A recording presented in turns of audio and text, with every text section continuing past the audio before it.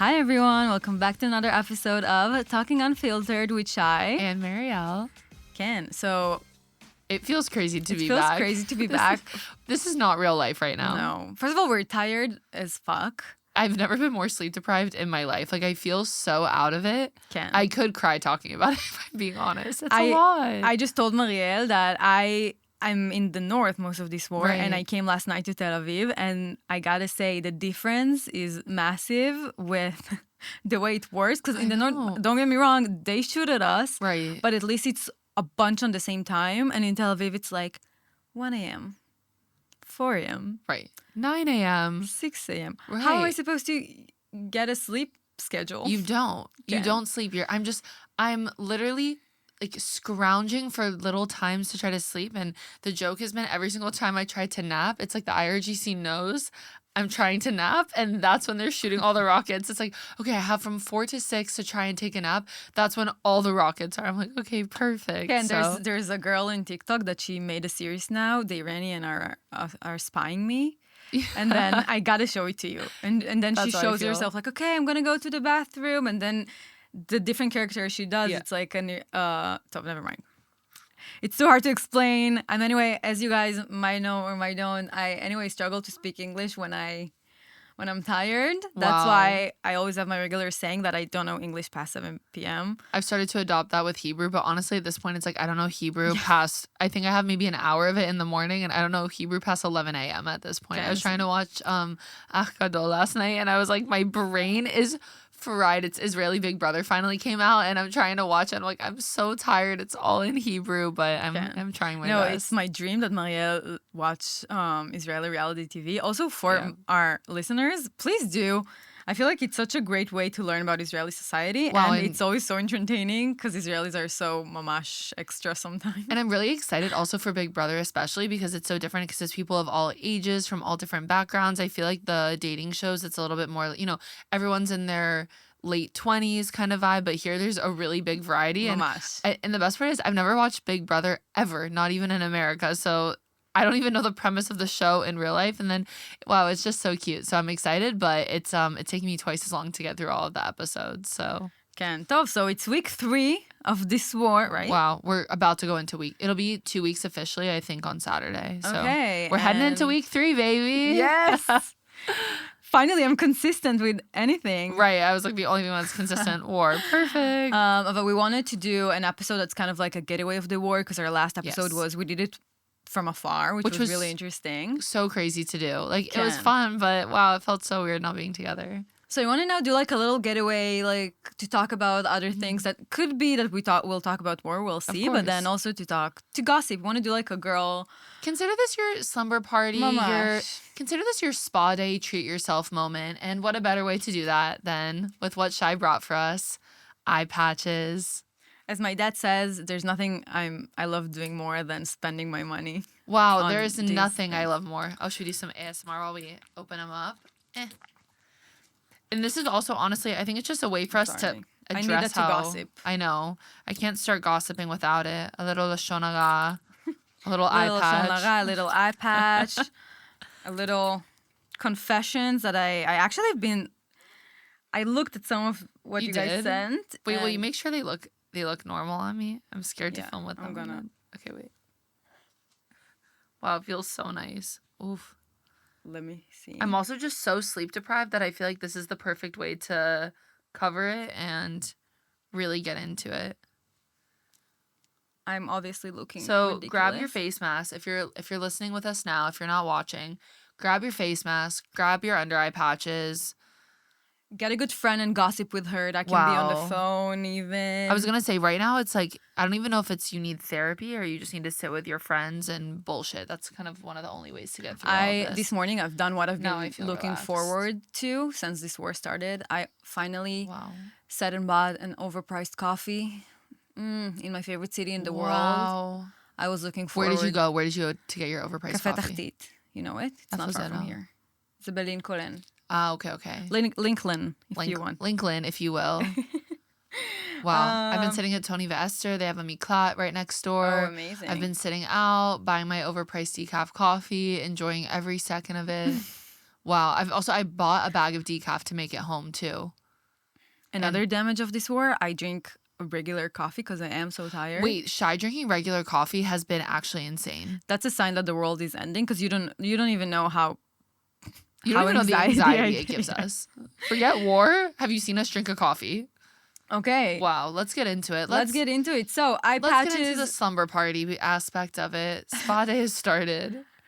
A good friend to gossip with, tea for the tea, and I have your anonymous confessions that I read already. The tea and the tea. I'm trying to think if I want to start with some I already read. You know what? Should I start with a confession of myself? Yeah.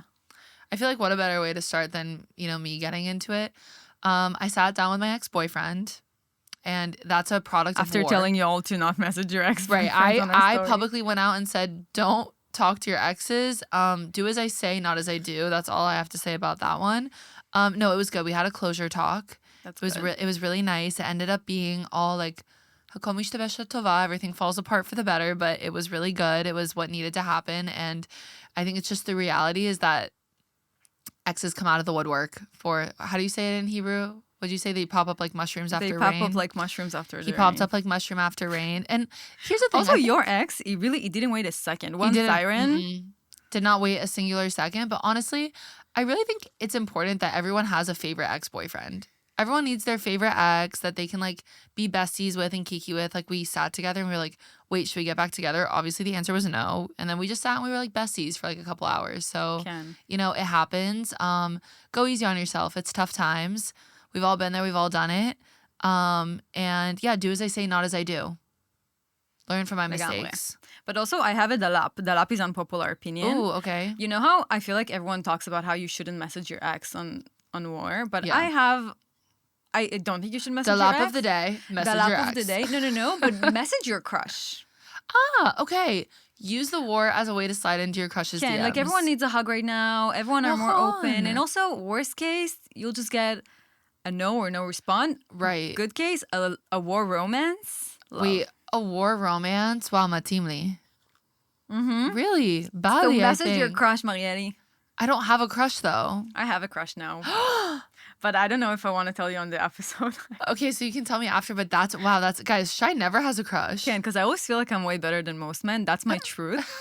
The men I've been with in my past are ones that I adore, but I don't think they represent of most men, to be honest. There are some great men out there.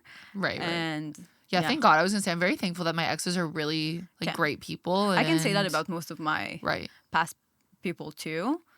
But I still love making fun of men because... Of course. How could we not? You see all the trolls on the internet. I'm like, oh my God, you just make it so easy to like make fun of you. Like I'm doing my best to not be. We're trying not to, but you guys make it so easy. So easy. Well, so the dalap of the day, use the war as an excuse to slide into your crush's DMs. Perfect. And also after I'll message my crush, I'll tell you all about it because there's no way you'll ever get to this podcast. I was going to say, let us know how you do it too. I feel like it's, trying to find the way in and to do it in a way that's, It's easier than ever when it's war. Like, but how do you start? Hey, staying safe? Like, I mean, it depends if you have... Yeah, how do you slide into your crush's DMs during a war? First of all, if you have a crush, I think as a girl, all you need to do is follow them and let them make the move. But what if you already follow them? So, like, if they post a story or something. Listen, when boys do that, that's annoying. Like, when I post a story and someone just, like, liking every story I post, that just DM me, bro. But as a girl, you can do that because the gender role plays here. Yeah. You know what I mean? Right. So, yeah, you can, like, give little hints that you're, like, into them. Okay.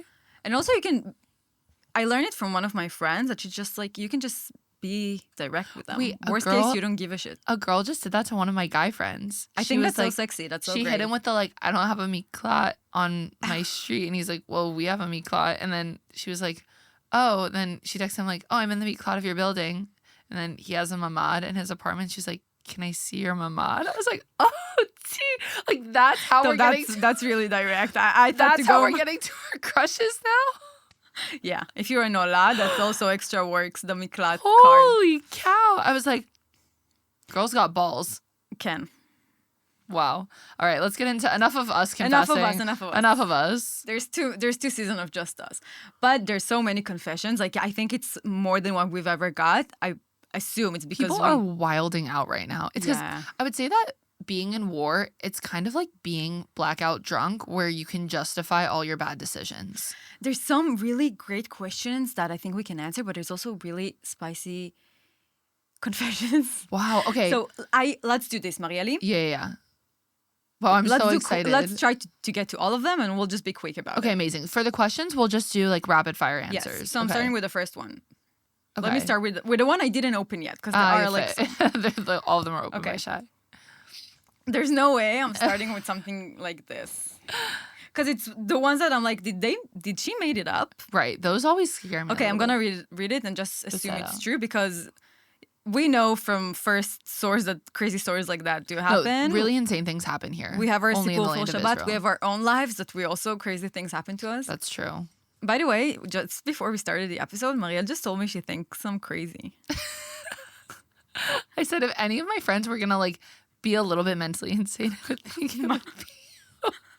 Because you're so, no, in a good way, like you're so spiritual. Like, you know, there's a girl that does tarot card readings on Nakalat Benyamin. She's a little bit older and she always calls you like, she'll say, oh, I'm not like you earthlings, because she thinks she's a spiritual being. And I see that for you. Like, I like that for you. No, I love to talk with Hashem on my own sources. Right. Does that make sense? Yeah. You guys have your own special relationship. Yeah. And I love that. But I think I'm so mentally stable. But you are. I'm just not really grounded. That's I can say for sure. Lashon, I feel like, again, it's a compliment. Okay. I mean it in the best No, because I told her, she said that. She said that the second after I told her that I think I'm losing my sanity in the war because I had like a crazy dream. Never mind, I'm not going to say it in here because then all of you are going to think I'm a little bit crazy. But then she just said that she thinks I am a little bit crazy. Aren't we all? I would not want to be friends with someone who isn't. Does that help? You also think I'm like normal? Yes. You're one of... Everyone is so jealous of me that I get to be friends with you, so don't worry. I just needed a little compliment. I got you. Okay, I'm going back to the crazy confession. I hooked up with the groom's brother at my sister's engagement party. Okay. Our families are really close, so now every event feels awkward. There's still insane tension between us, and honestly, I can't stop thinking about him. Wait, they just hooked up and that's it? Like, they didn't continue even though they're... I don't know. That's the confession. Oh my God. Wait, whoever send it, can you actually send us the whole story? Because we have these little segments for the weekend that we... So there's going to be more room for you to give us more details, and we want the details. And I want to know, is it an Israeli wedding? Is it an American wedding? You know, I want to know all the details. Are you American Day Israeli? Like, yeah, I want to know the vibe of a wedding. I want to know what's going on. That's insane. I feel like to be on the slumber party, you have to put your hair up. I was also thinking about that. Like, do I need to like really clip my hair up into a bun and just, you know? How do I look? Yפה מאוד. Let me see if the camera's right here. I look Slaytown. You look Slaytown. Never looked better. Okay, wow. Kind of cray. It reminds me of the last wedding I went to. Yeah. You did the same thing, actually. Now I remember. Okay, no. I guess this is actually my confessions. No, I was at. It was a wedding of It was an American Israeli wedding, and one of the grooms, I think it was like cousins or something, was hitting on me, and we were like, I'm not gonna go into details, but we were kind of making a scene, and then he pulled me to the side and he was like, girl, this is my family function. Like, I know that for you this feels like a fun night out, but like my grandma's in the corner. And I was like, I'm just here to have a good time. Like, I'm here to provide the entertainment. We had some fun. We were just like all dancing together. Like, things were a little bit wild, you know, Israeli American weddings. How could it not be? Yeah. But yeah, that was funny when he was like, no, my entire family's here. And then I understood it because then I was like, oh my God, he's being so dramatic. And then a couple weeks later, I was at a wedding in the States and a guy tried to hit on me. And I was like, buddy, my whole family is here. Don't come up to me right now. So I paid the price. So as you guys know, Marielle knows wedding crazy stories. Oh. So maybe it is a real one. It might be. Okay. Someone asked, so nervous about visiting Israel as a person of color. Oh. Tips? Should I just stay in Tel Aviv? Oh my God, no. Babe, see the whole country. Yeah, I don't like... It's because people think of Jews here as Ashkenazi, people think Jews and they think white. They don't understand that there's so many diverse populations here. I think in maybe I'm not aware enough, but in 2026, is it still like a question? Like, do you know what I'm trying to say? People just don't understand Israel. Like, even right now with everything going on, there's so many AI fake clips of Iran being like, Tel Aviv is completely in rubble. This is live footage of Tel Aviv being destroyed. And it's like from a hurricane in a different country from 2023. And it's just like people have no idea what the Middle East is like. And they just believe everything that they see online. So there's one AI fake clip of somebody saying something and everyone just runs with it. When in reality, like, people don't understand how much Israel invests into its people, and that the reason that we're able to kind of, be in the studio right now and do everything is because the government makes sure that there's bomb shelters in every single building and that we can, do the things we need to do. People just have no idea. So I think that for any person who want to visit Israel, I think you should. I don't think any sex, race, gender could be a problem.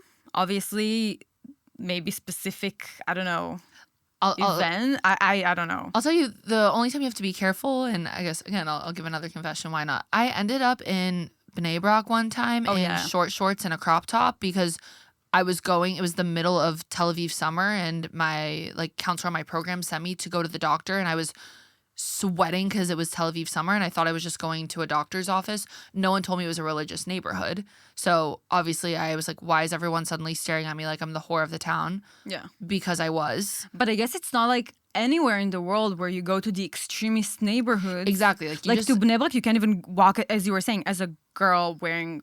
Right, that's not you. Like a regular so it's really outfit. important. It's important to know when you're coming to a country where there's a lot of different religions, and it's really important to be respectful of all the places you're going. Definitely do your research and understand where you're going, but there's no reason, to be nervous about walking around as long as you're respecting everybody's customs and all that. It's totally fine. לגמרי. יאללה. מה עוד יש לנו? טוב, you know what? I'm just gonna do them by order, because then I try to choose. No, just do it in order. סבבה. This summer at the Dead Sea, I was washing my face with those weak faculates. Is that a word? What? Faucets. Faucets? Yeah. Okay.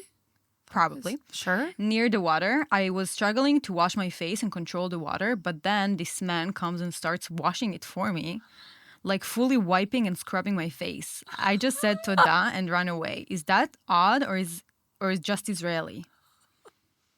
I actually have what to say about that. Please. I feel like a lot of the time, I mean, obviously, when you visit on a different cultures, there are things that you could find weird. And you're like, is that just the culture? Mm-hmm. But if anyone makes you feel uncomfortable, stop assuming it's the culture and just set a boundary. Even if it's the culture, and if it doesn't, it makes you feel uncomfortable. Just don't allow it. And I think we can both confidently say that's not part of Israel. Not part of it.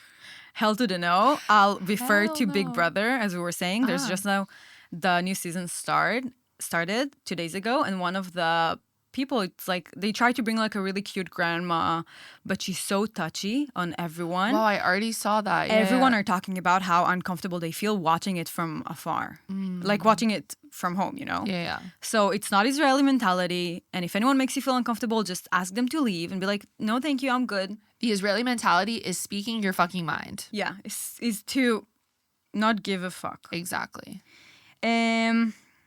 I'm going to fuck boy's place between the sirens just for action and coming back. Oh, I didn't understand. Like she has different boys that she's fucking and she's going to them in between the sirens. And you know what? Honestly, get your bag, girl. Go, girl. Get after it. I appreciated it. We're at war. Do what you got to do. Okay. I texted my ex happy birthday and that I miss him while I was sleeping in another guy's bed. Whoops. Wait, the whoops? Love. You know what? Sometimes you need to be toxic again. Sometimes we should traumatize men too. What was it? I saw also, it's all over TikTok right now. People are saying, you know what? Men aren't lonely enough.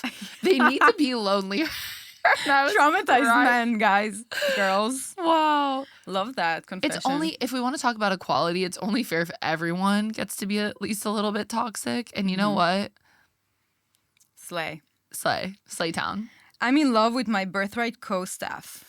Oh, wait, I know two Birthright co-staff, like people that got together and they ended up dating for a while. It was like actually like a really beautiful love story. I do think they recently broke up, however.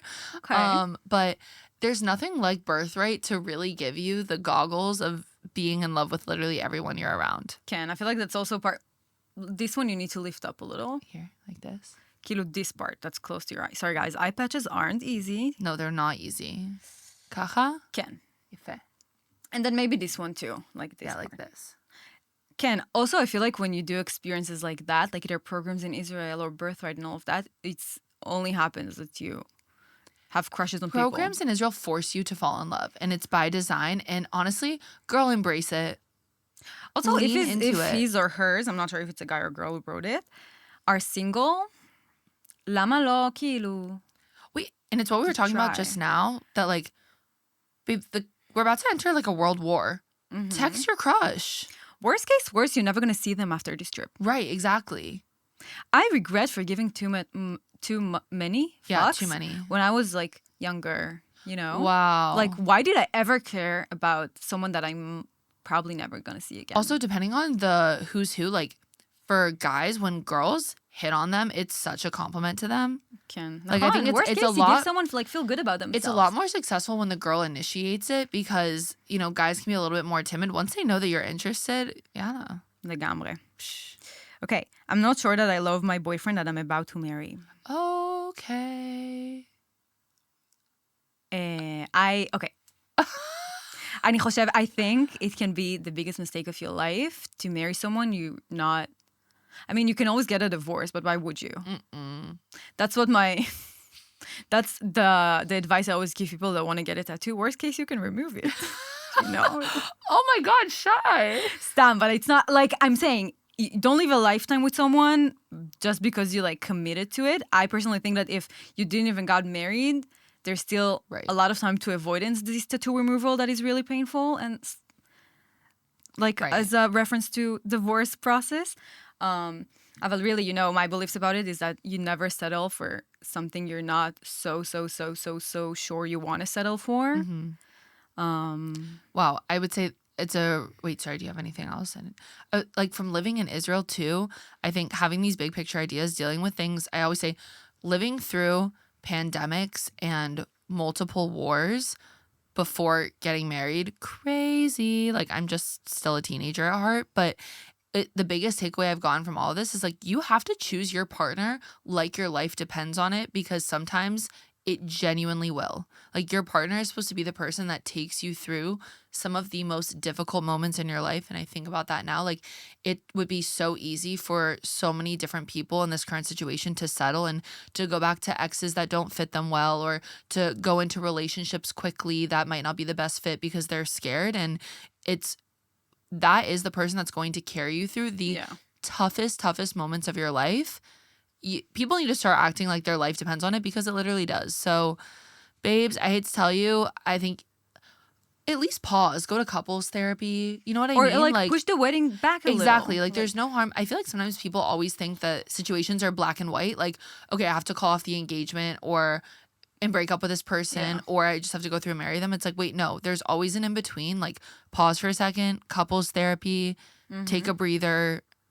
And if you do end up breaking up, I'm not saying it's going to be easy. I mean, what do I know? Right. But like, I'm sure it's not going to be easy. You can always use outside source, like starting your own therapy. And also, it's for both of your favors. Like, I wouldn't want anyone to marry me just because they feel bad calling off. I always say, like, when one of my friends had gotten broken up with, and I said to her, I was like, sometimes the kindest thing a man can do is break up with you. Or a woman, like anyone that you're in a relationship with. Like, I assume it's a girl because most of our listeners are women. But if you're a guy, then we love you. Carnaval. It's for you, and then it's also for the other person's favor. Exactly. Like, it's being respectful to both people. And also, 100%. People, it's so true to what you said, that so many people are getting back right now with their exes. It's a decision that you need to make when there's like a normal time to think of. The war makes you want to marry every single person you've ever been with. Right.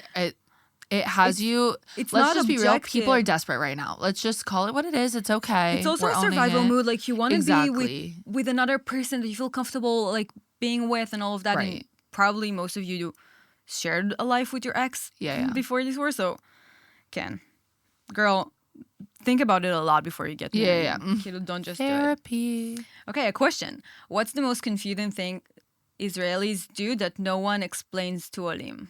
Ooh. I think that's a question for you, Marielle. Okay, the most confusing thing Israelis do that no one explains? I don't know.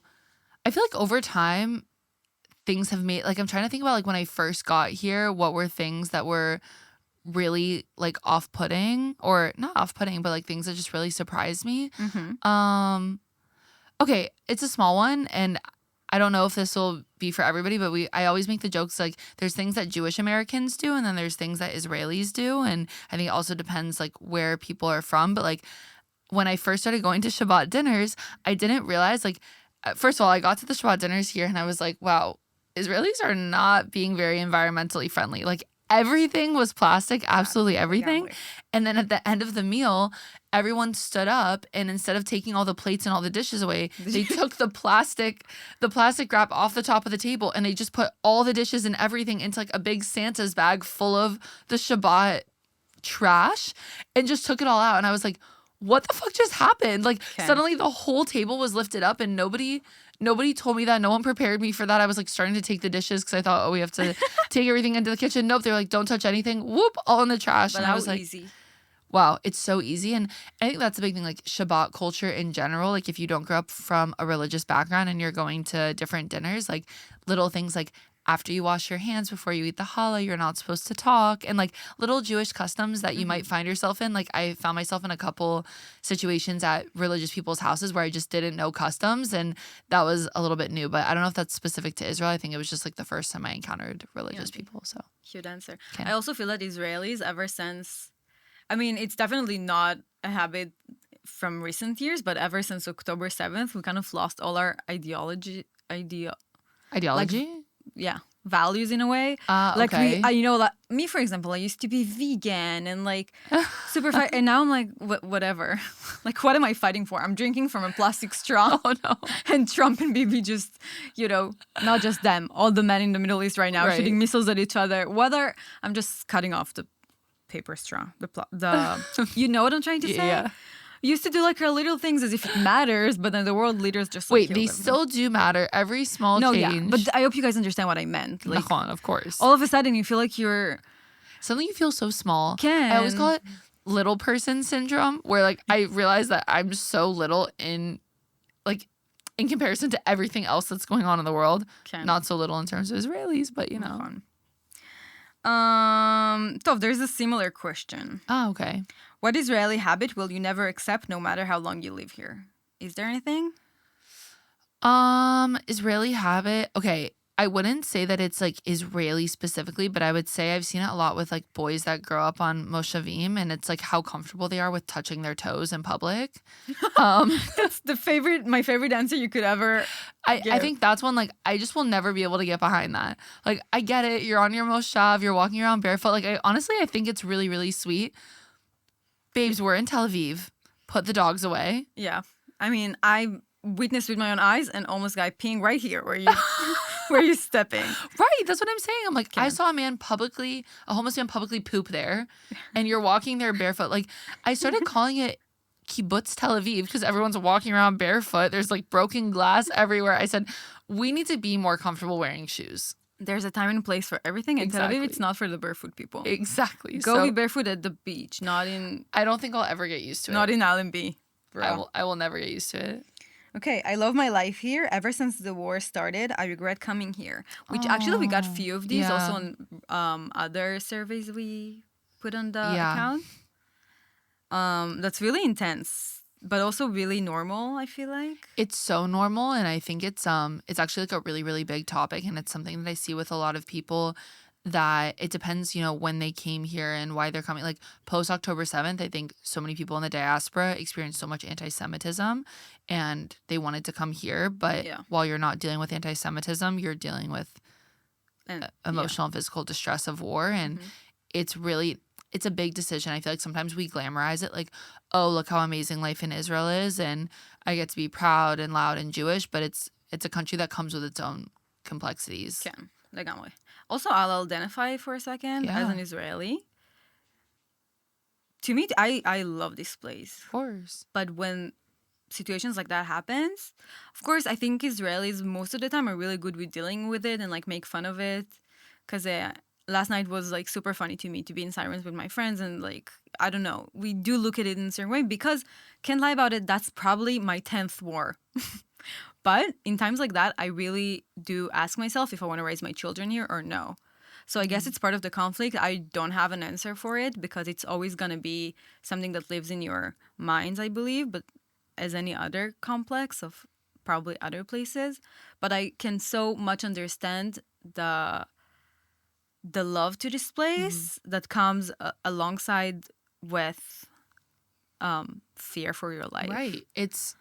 It's one of the biggest dilemmas for sure. And I don't know if this will bring anybody peace of mind, but I think about my own upbringing and growing up abroad and living in all these different countries throughout my life. And my parents didn't plan on that. Like they didn't know where they wanted to raise their kids, and they had an idea of what they wanted to do, but then life always happens. And I think we go so hard on ourselves and have this idea that we have to decide where we want to live, where we want to raise our families, what we want to do.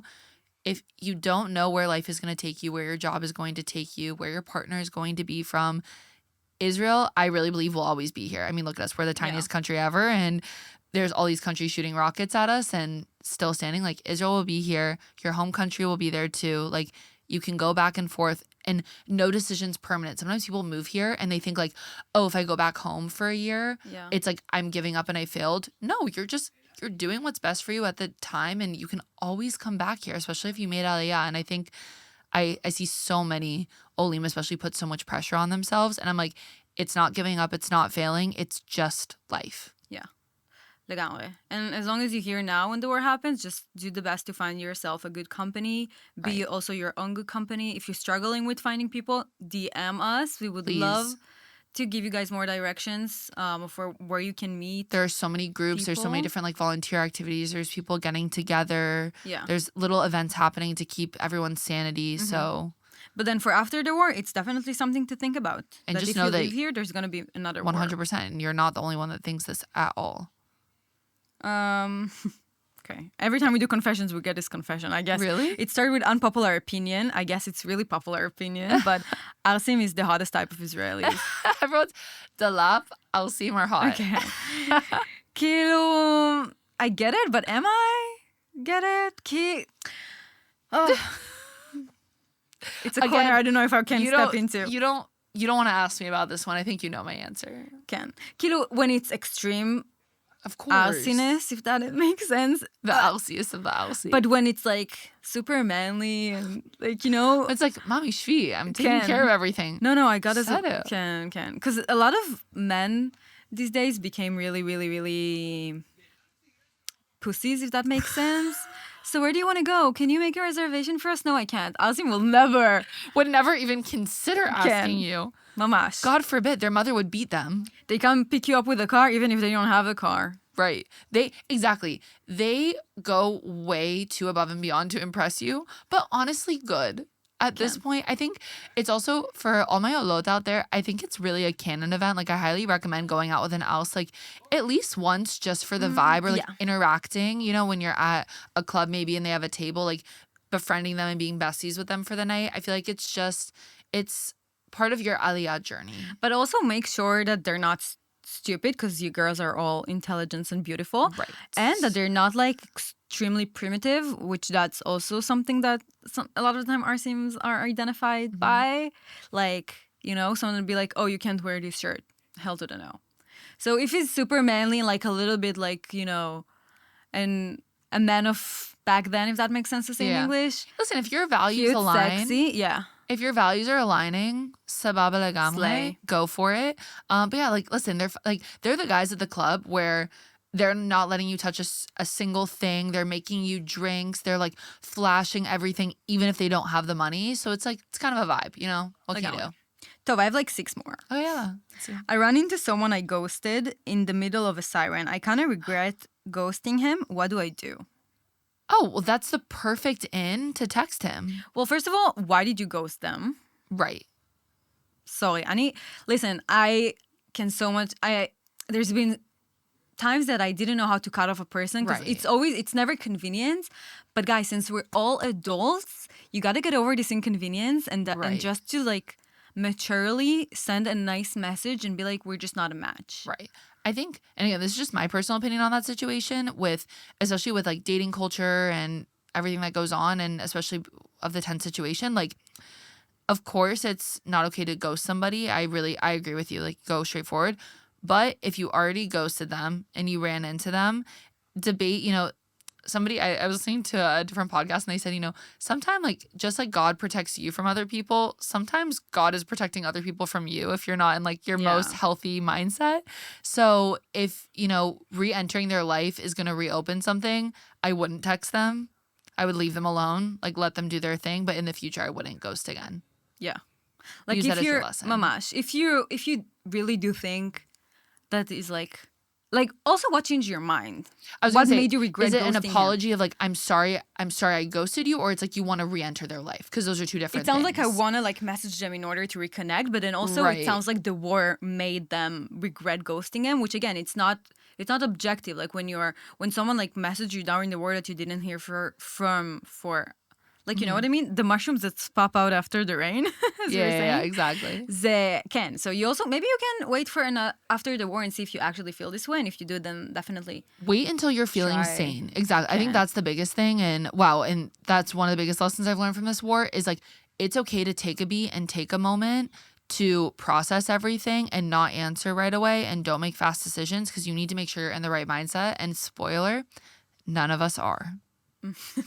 So... My truth.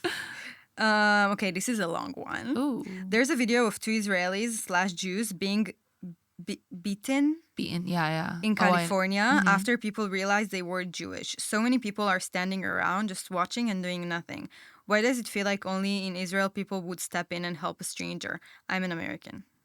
Wow, this is something we've talked I'm about. American, not N. I just added the N. Yeah. No, this is something that we've talked about where, God forbid something happens here, like anytime there's a terrorist attack, it's typically a civilian that takes down the terrorists. And in America, there's situations, and it's so unfortunate, not even with Jews and anti-Semitism. Like there was a girl that got stabbed on a train. Yeah, I was just thinking about it. And everyone just like sit there Everyone and just stood there and did nothing.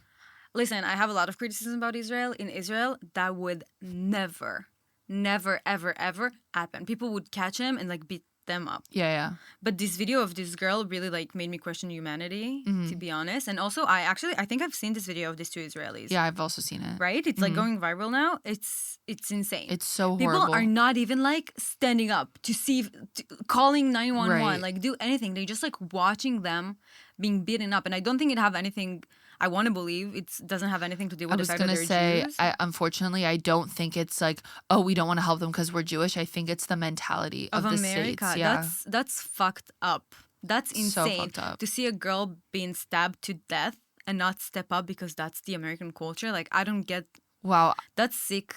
I could never. American culture. That's a sick part in the American culture, if that makes sense to say. And if it helps to restore faith in humanity, like I've seen it with my family. Like my family has always been the people to intervene when they see something going wrong, and has always been the people to have random people over and build community wherever they are. And it's not everyone, but it is what you see online mostly. But also that's something important just to take into account with things that happen.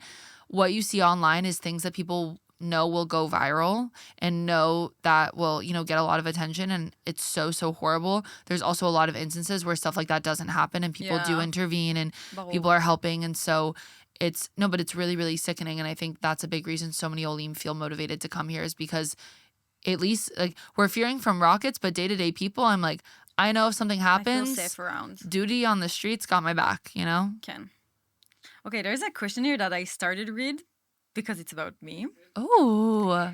On a bad way. I'm going to read it all now. Do you ever get criticism about Shai's views on religion and Judaism? Oh. I really enjoy the podcast, but as someone from the diaspora, it sometimes feels frustrating. Many of us are fighting to hold on to our Jewish identity, and the way Shai talks about Judaism can come across. Whoa. No. Jeez. Guys. Yeah, wait, whoa. I'm gonna be honest, no. Like, at least from We never got criticism about it. This is the first time I hear something like that. But I think what they brought up is like a really like it's an important point for why we do what we do is everyone thinks differently. Yeah. Like there are so many people that feel the same way you do and nobody's talking about it like that. Like I think a lot of diaspora Jews speak about Judaism the way I do. Yeah.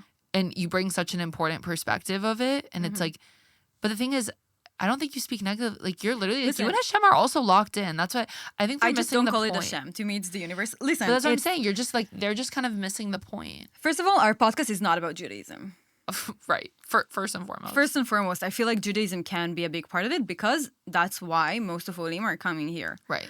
I'll never not say what I think because I know it might not be a popular opinion to most of our crowd. And that's my genuine opinion about religion. I have so many things against it. I still do live like a Jewish life in a certain way because I'm Israeli.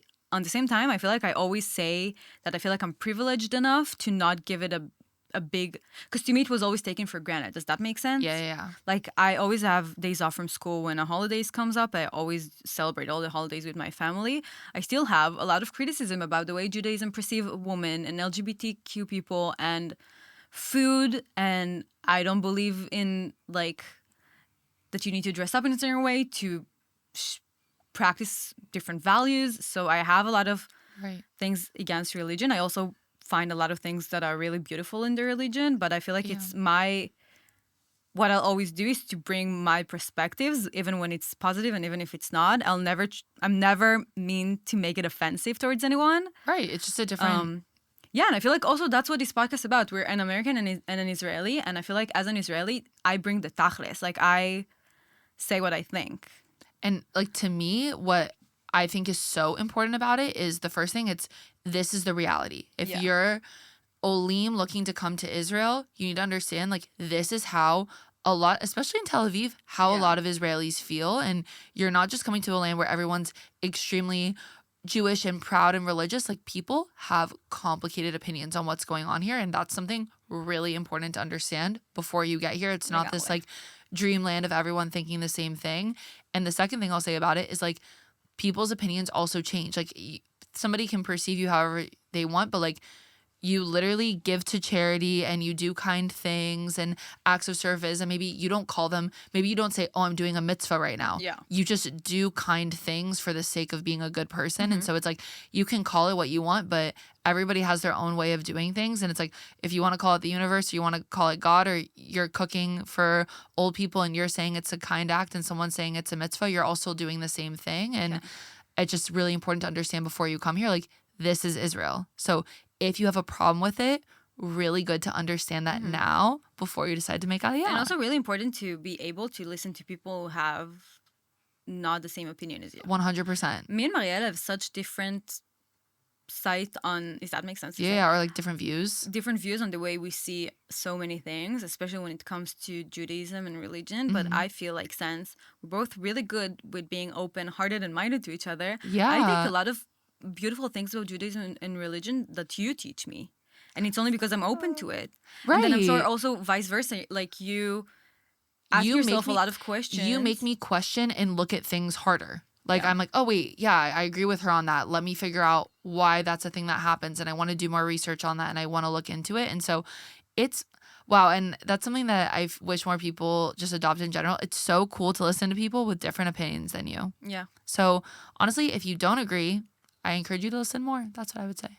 And also ask questions if there's anything. Don't be scared. If there's anything I said that made you upset, ask yourself, or even like we would love to be open to dialogues. Yeah, like DM us. Yeah, what exactly. is it that like was hard for you to hear, and I'll be very happy to explain my views on it, and then also to hear yours. Fair. Okay, I work at an Israeli company, and most of my coworkers don't realize I actually understand Hebrew. Oh. Sometimes I hear them talking about me in Hebrew, assuming I have no idea what they're saying. Whoa. Oh. First of all, that's so stupid to speak Hebrew in front of someone just assuming they don't know. Whoa. Because you guys love playing this trick. Yeah, wow. But wow. First of all, I think that's so offensive. Because I don't know what they're saying about you. But, right, I don't know what the deal is. But if they're saying that in a language they assume you don't understand, it's definitely not nice. I don't know if I would say something or no. I don't know. Maybe in my opinion, like the biggest thing to do is like at some point they're gonna figure it out. Like I'd be tactless with it right away and be like, listen, I understand. If you have like go straight to them and just be like, if there's a problem, let's just talk about it. But by the way, I understand Hebrew and like maybe I misunderstood some of the context. Like you can play dumb a little bit, not to come in so aggressive. Like, hey, I heard you talking and my Hebrew's pretty good and I thought I understood. I wanted to check like if there's a problem. And I would cut it off right away because the more you wait on that, the worse of a situation you're going to end up in. And also Israelis really, I mean, I don't want to generalize anyone, but as a culture, we do appreciate straightforwardness. Yeah, exactly. Like I think they would appreciate you way more as a person if you no apologeticness at all, just come up to them and be also, like, it's embarrassing for them. Yeah. Don't I'm sure they like if you know what, that's sometimes so okay to let people be embarrassed by what they did. Yes. If they talk about you, just assuming you don't understand, let them be embarrassed. Let them be embarrassed. Be like, hey, I just want you to know I understand Hebrew. I mean, not all of it, but I do hear that you talk about me. You know, you don't have to come on like a fight mode, but you can just be like, if there's anything wrong, we can always talk about it. Right. As you were saying, that's what Israelis do. Just so when they don't, that's embarrassing for them. But anyways, don't stay where you don't feel good in. And if you're not able to open up and like tell them that, then just like I would move for a different environment. And listen, when it comes to like workplace culture in Israel, I got fired from my first job. I just like, there was a really, really bad dynamic that I had at work, like with some people. But like, listen, I loved my direct coworkers, like the people that were at my level, but it was just a really toxic work environment. I ended up literally getting fired. I was so embarrassed. And then as I talked to more people, I realized like, you're just not a good fit somewhere. Like, and it's okay. It's okay that I was in a job where I was behind a computer writing, and it's what pushed me to get into social media and helped me ultimately find like my place and what I'm passionate about and what I'm good at and what I like. And now I have the most amazing work environment. So it's something when people get here, they just take the first job that they can for a lot of Olim. If it's not feeling like it's a good fit, it's because it's not. And there will be a company that will adore you and people that will love you. And like, it's okay to just leave and walk out of that. And same as we were saying about the girl who's gonna marry someone she doesn't love, you don't have to settle even on that field to something you're just not at peace with. Like if you're gonna wake up every morning and like suffer and hate the fact that you're going to work, I understand that this is what society makes us think that we need to feel, but it's just not the right place for you. There's going to be a place that you're going to get excited to go. And I'm not saying that it's going to be so easy to find and it's not, it won't be the first or second one. And yes, you do need to give a chance and sometimes things do get better, but sometimes they also don't. I think that you should do the best on your side. And if it's whether to tell it to them or to find other people that you vibe with on this office or in this place. But then if not, akol sababa. Just look for something else while you're still there. Vezeu. I have one last question. Yalla. I went on a date with an Israeli guy, and by the second date, he was already talking about where our kids would go to kindergarten. Jesus Christ. Which gan? Which moshav? We're always talking about the love bombing thingies. Yeah. That Israeli men love do for a lot because it's like kind of biased. I feel like it's what they think sometimes with certain men. And women do this too, like showing up to the date how you think will impress the other person and not showing up authentically.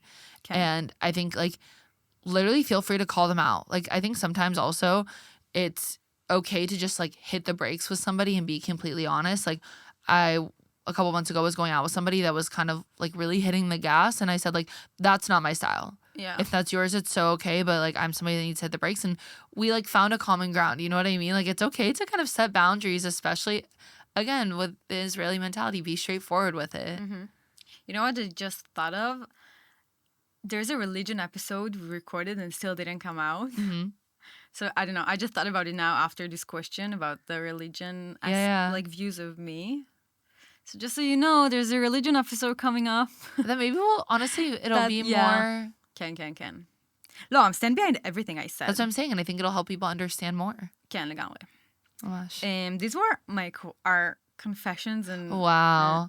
I hope this gave you guys like a little bit of a break, just to kind of like, I gotta say it's my favorite type of episodes. We wanted to do this like. We wanted to bring wine and get drunk while we do this, but honestly, we're so tired. I think if I drink wine, I'd fall asleep right now. Yeah, I'll throw up.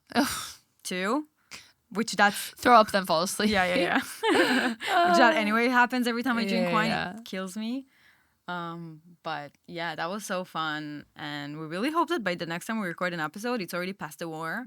Exactly. וזה ממש good to see you, Marielle. I miss doing episodes in person. I know, and hopefully this is like the break that everyone needed, a little bit of like, you know, just a pause from reality to get lost in funny stories and sit back and relax. So take care of yourself. Remember, buy your face mask, do your skincare, drink a lot of water, sleep when you can. And again, DM us if you have any questions or things you just want to vent on and talk about. Like, we're bored at home too. So. Yeah. Slay. Yalla. Bye, everybody. Guys. See you next time.